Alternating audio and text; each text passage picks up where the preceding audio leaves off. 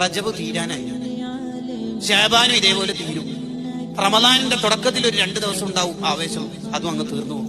എത്ര റമദാൻ നമുക്ക് അള്ളാഹു തന്നു, എത്ര വഅലിന്റെ മജ്‌ലിസിൽ നമ്മൾ അള്ളാഹു പങ്കെടുപ്പിച്ചു, എത്ര ഉസ്താദുമാരെ നമ്മൾ കണ്ടു, എത്ര പേര് നമ്മുടെ മുന്നിൽ നിന്ന് മരിച്ചുപോയി, എത്ര ഖബർസ്ഥാനുകൾ നമ്മളെ അള്ളാഹു കാണിച്ചു തന്നു.